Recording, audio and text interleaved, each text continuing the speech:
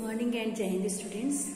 I am Kanchan, your English teacher, and today I have taken the chapter William Douglas, Deep Water, which had been written by William Douglas. So in this chapter William Douglas had explained his own fear of water, hydrophobia, and also he had shared his experience, how did he overcome his fear. So this chapter Deep Water, William Douglas, and your book is Flamingo. So because in my previous chapter I have told you about William Douglas that he graduated in economics and English, but he became a legal advisor, and then he was there with President Roosevelt, and then he was there serving as legal advisor. And this short excerpt is a part of his own writing of Men and Mountains, right? So here in the starting he had shared his fear that when he was at the California beach, then he was there with his father. He was 3 to 4 years old, and at that time he was overpowered with water, sea water. Water waves had overpowered him, and in that way this was the first time when he developed this fear of water. Secondly, when he went to the swimming pool and he was sitting all alone, and he was learning, he was wishing to learn swimming, but he was unaware about the incident that was about to take place. And then he was thrown by a Bruiser boy, you can say a very sturdy boy about 18 years old, and he said, "Hi Skinny, how would you feel if I throw you into the water, into this swimming pool?" And with these words he had taken him in his arms and thrown him into the swimming pool. There also he was drowning. He was there going down in sitting position to the bottom of the swimming pool, and then he knew very well that he was drowning because he didn't know swimming at that time. For that reason he was drowning, and when he went down to the swimming pool's floor, he just made his strategy that I will hit this bottom and I will go to the surface of the water, and from there I will move to the side of this water, swimming pool. But it didn't happen. Instead, he was there going down and up and down and up and down, and he was terrified badly as his legs and hands were paralyzed, and it were not obeying his commands. He was terrified badly.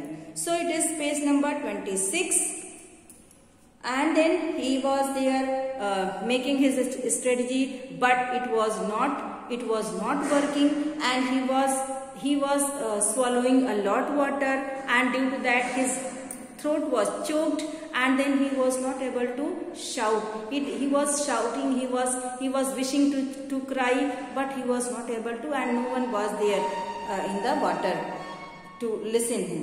But the jump made no difference, as I told you all that this jump didn't make any difference, and he was there only drowning. Then all effort ceased. I relaxed, even my legs felt limp, and blackness swept over my brain. And then his limbs, his hands, his legs were paralyzed, and his brain was there, stopped working, and it was throbbing only.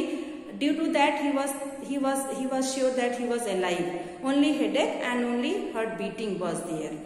Otherwise he was just fainting, and he was about to die. He was there sure that my life, the curtain of my life is about to fall.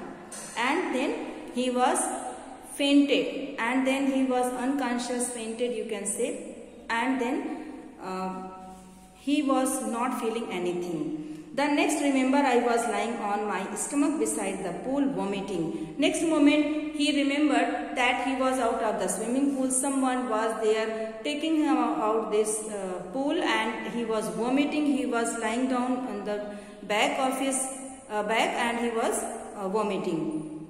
The kid nearly died, and someone said, that the kid was nearly to die. But all right, now let's carry him to the locker room, and all they were taking precautions, and he was vomiting, and then he was terrifying badly, and he was not able to eat anything on that day due to that fear, and his legs were trembling. I never went back to the pool. I feared water. I avoided to it whenever I could. Few years later, when I came to know the waters of cascades, after some time, after a few months, he wanted to enjoy his fishing, canoeing, rafting, boating, but he was not able to enjoy due to this fear of water, right? So next is here, page number 28. Then I used every day. I knew to overcome this fear, but it held me firmly in its grip. Finally, one October, I decided to get an instructor and learn to swimming. And finally, he decided that I will hire an instructor and I will learn swimming, and he did it. So, with his instructor, he was keeping practice each day 1 hour and 5 days in a week. So 3 months he kept practice, but it was for 6 months, and he did it. Bit by bit I shed part of the panic and that seized me when my head went underwater. He learned how to exhale underwater and inhale out water. Then piece by piece he built a swimmer, means his instructor was there teaching him, explaining him and practicing him how to swim, right? And he tied a rope with a belt that was to his waist, and the rope was attached to the belt, and it was connected to the pulley that was over his head. Now this went on July, and I was still not satisfied. So this is here with his trainer, with the help of his trainer, how did he learn swimming, and then he was there keeping practice every day for 6 months, 5 days in a week, each hour per day, and then he learned swimming. So next I will explain in my next period. Thank you and Jai Hind.